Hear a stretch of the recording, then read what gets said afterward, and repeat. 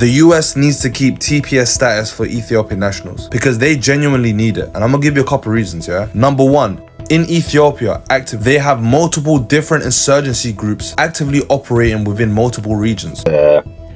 TPS ነው የምትሉት temporary protected status የሚሰጠው I think አመት 2 አመት በላይ የቆየው ፖሊሲ ተነስቷል ተቋርጧልና በ60 ቀን ውስጥ ለቃችሁ እንድትወጡ something እንደዛ የሚል ነገር መጥቶ ብዙ ኢትዮጵያውያን በሺዎች የሚቆጠሩ አዝነዋል።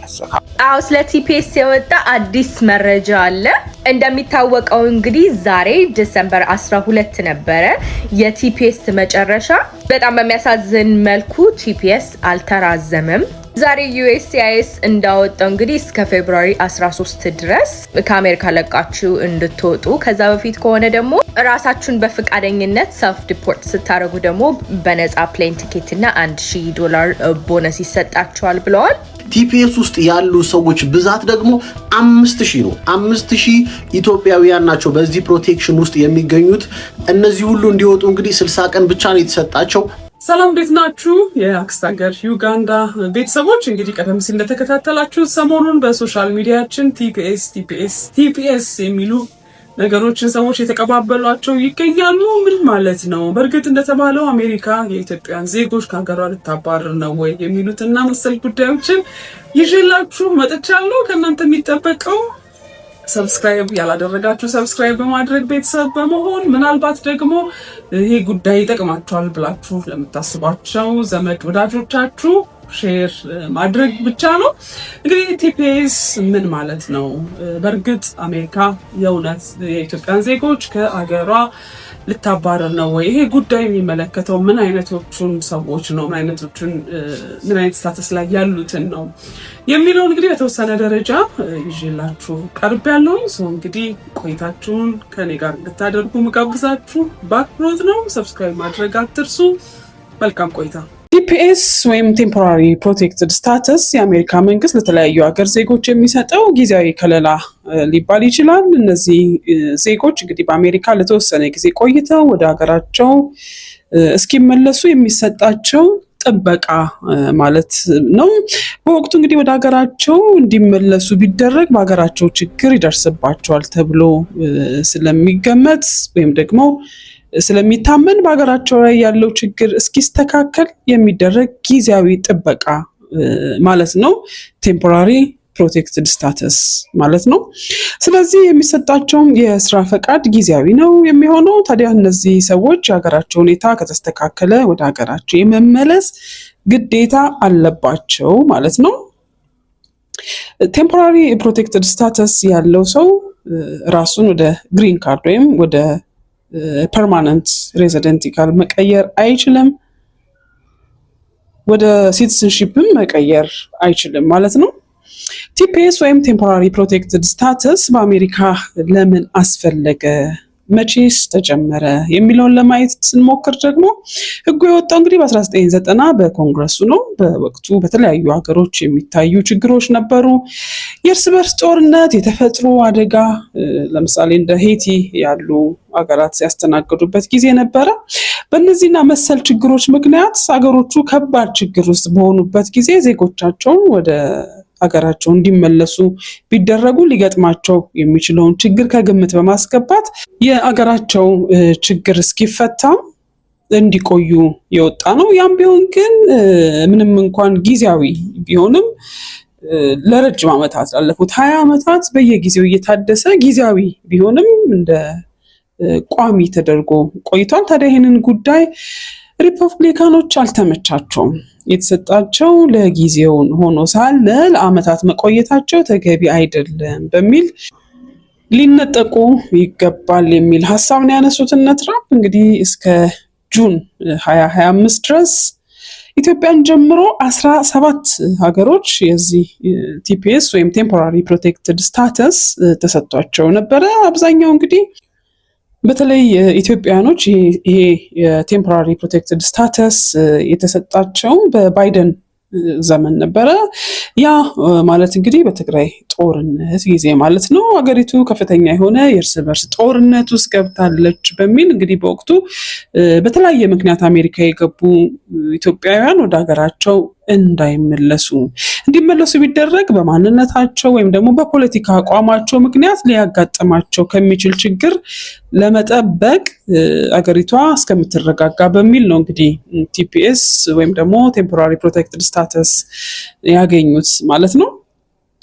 ታዲያ በወቅቱ ይህንን እድል በስፋት ኢትዮጵያኖች ተጠቅመዋል። ይህንን እድል ከተጠቀሙት መካከል በዋነኝነት ተማሪዎች ይገኙበታል። በኤፍ1 ቪዛ ወደ አሜሪካ የገቡና ሌላ ስራ መስራት የማይችሉ ማለት ነው። እንግዲህ ተማሪዎች እንደምታውቁት የተወሰነ ሰዓት ነው ለመስራት የሚፈቀድላቸው። ያቺን ሰዓት ደግሞ ሰርተው ገንዘቡ ስለማይበቃቸው እንግዲህ ተጨማሪ ገንዘብ ለመስራት እንዲረዳቸው የዚህ የቴምፖራሪ ፕሮቴክትድ ስታተስን አፕላይ በማድረግ የፈለጉትን ያህል ሰዓት መስራት የሚችሉበትን እድል ፈጥሮላቸው ነበረ።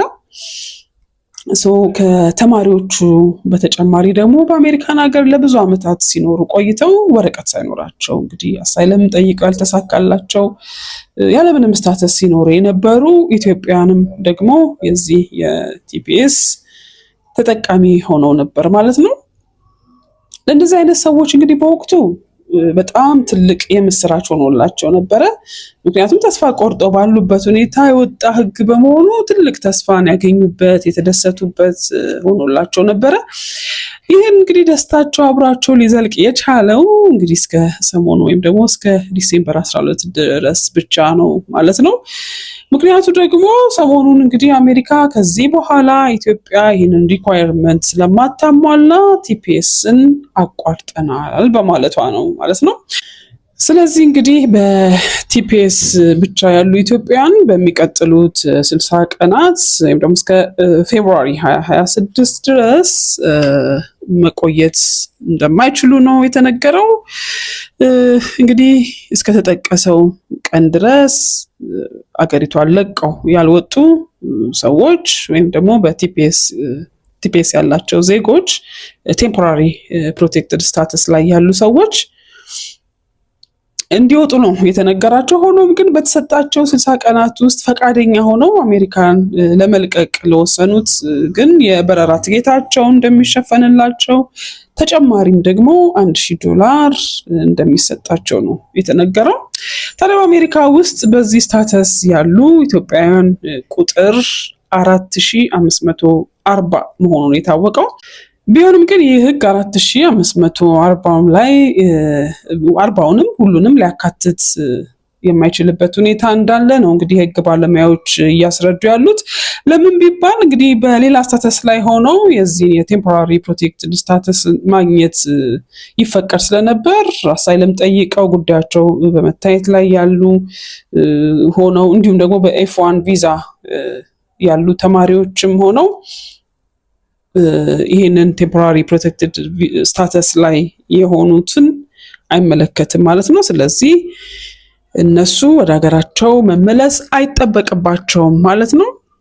ስለሆነም እንግዲህ ህጉ ወደ ኢትዮጵያ እንዲመለሱ የሚያስገድዳቸው በቁጥር ምን ያህሉ እንደሆኑ እስካሁን በውል የተረጋገጠ ነገር የለም። እንግዲህ በፈቃደኝነት ወደ ሀገራቸው ለመመለስ በወሰኑና በግድ በሚመለሱት ኢትዮጵያውያንስ መካከል የሚኖረው ልዩነት ምንድነው ለሚለው ጥያቄ ደግሞ እንግዲህ በፈቃደኝነት የሚመለሱት ምናልባት ወደፊት ወደ አሜሪካ ለመመለስ ቪዛ ቢጠይቁ እድል የሚኖራቸው ሲሆን በግድ ዲፖርት የተደረጉት ግን እስከ መጨረሻው ወደ አሜሪካ እንዳይገቡ ይከለከላሉ ነው የተባለው። እንግዲህ እንዲህ ቢባልም ተመልሶ የመግባት እድላቸው ግን እንደተባለው ላይኖር ይችላል። እድሉ እጅግ በጣም የጠበበ ነው የሚል ሀሳብ የህግ ባለሙያዎች እየሰጡ ነው ማለት ነው። እንግዲህ ለዛሬ ከሞላ ጎደል በቴምፖራሪ ፕሮቴክትድ ስታተስ ዙሪያ ላጋራችሁ የወደድኩት መረጃ ይሄንን ይመስላል። በዚህ ጉዳይና ከዚህ ጋር ተያያዥ በሆኑ ጉዳዮች ላይ ያላችሁን ጥያቄዎች ኮሜንት ላይ ብትጽፉልኝ